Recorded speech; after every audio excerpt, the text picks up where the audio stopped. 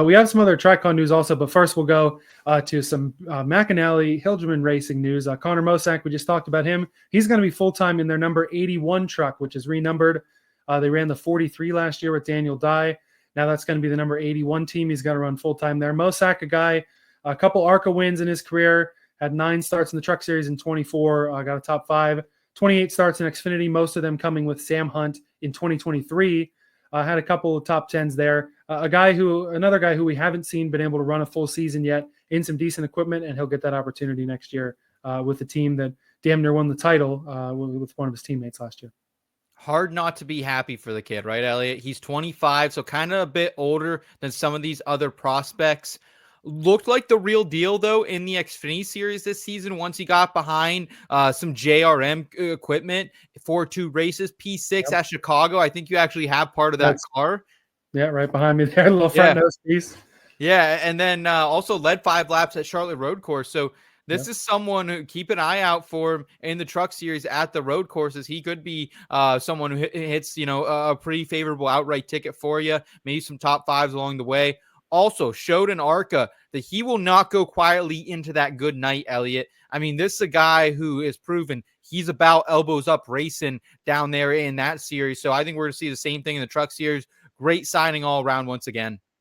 Yeah, it's great to see good racers get good opportunities. That definitely seems like the case for Mosack, and also good opportunity for Tyler Ankrum. He and Liuna will return to the number 18 truck there.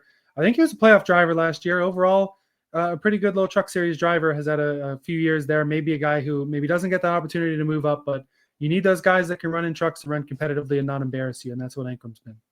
I like this extension. Career highs last year in top 5s with 6, top 10s, 12, led laps as well. Started extremely hot, if you remember, was actually leading the Truck Series in points and cashing bettors a bunch of tickets early on in the year. Kind of cooled off, went through that late summer stretch and was not that great, especially through all those times where you would go 3 or 4 weeks without a Truck Series race.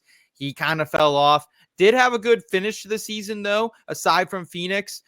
Still, I feel like we're kind of like on this plateau with Tyler Ankrum, right? Like, hasn't won since 2019. His average finish also has not improved since his first full-time season in 2020, 13.4. He is only 23, though, so plenty of time. But I think this is the season where he really needs to step up in this garage, especially with Eckes leaving for the Xfinity Series. Yeah, and that's a good point, too, I meant to make when we were talking about Mosack. You mentioned almost a little older than a lot of prospects nowadays at 25. It's crazy the shift that the prospects have taken. We have 18-year-olds running full-time in the top 3 series when that just didn't happen. I mean, hell, I don't know if you remember when we were kids, the Gillette Young Guns had guys that were 30 and 31 years old running in the Cup Series. They were the Young Guns back in the day. Now a kid 23 years old has been running full-time for quite some time. Maybe I'm not giving him the credit he deserves calling him a truck lifer, because having, 4 or 5 full-time seasons under your belt. Now, maybe it is Franker, but you know what I mean? I want to give these guys credit because, I mean, when Logano did it at 18 and they threw him into that Xfinity right away, it was a surprise because it was something we normally didn't see, and the industry has moved further towards that. So these guys, sometimes it takes guys, gyms, a couple more years to move up the ladder and to get more experience. And, the older you get, the wiser you get, we'll say. I can't come up with a better saying than that. So that can help some of these kids.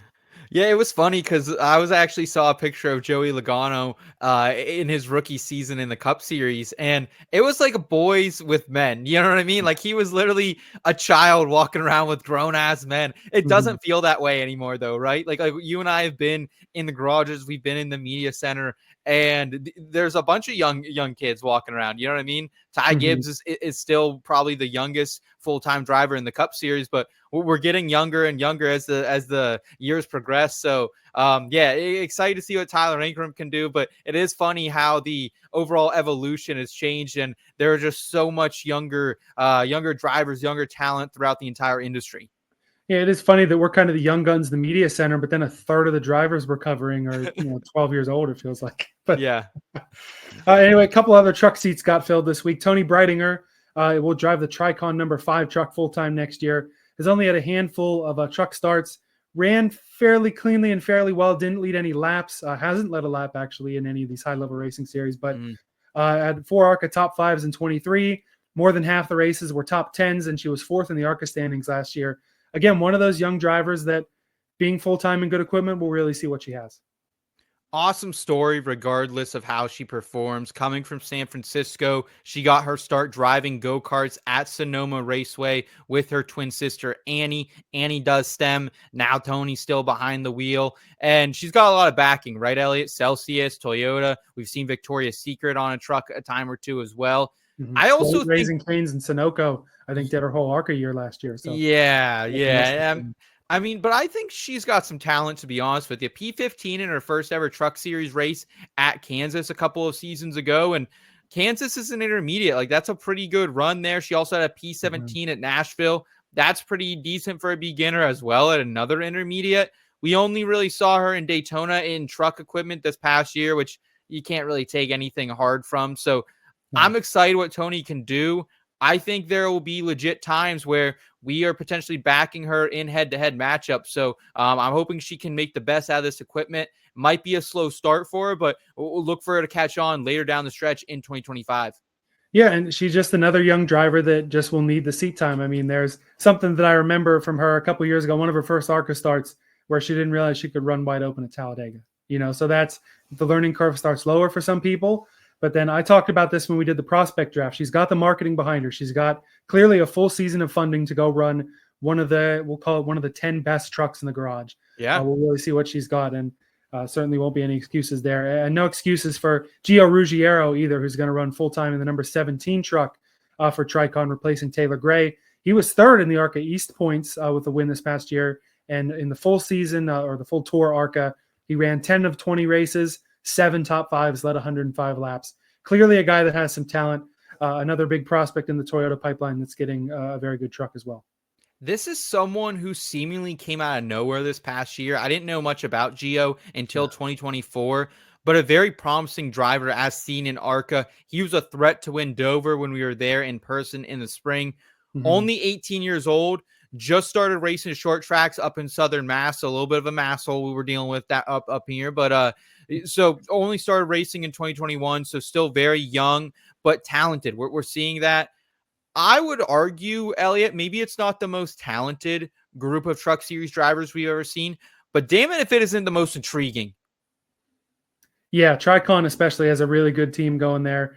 We know that Corey Heim will be a good teacher for these two young prospects, and we know that Tanner Gray has got multiple years of relatively decent, clean racing behind his belt as well. So TRICON definitely going to be a team to watch next year, just as it was this past year. This entire series is going to be great. You got Daniel Hemric coming back down from the Cup Series, a Xfinity Series champion who's ready to make his mark in the Truck Series again.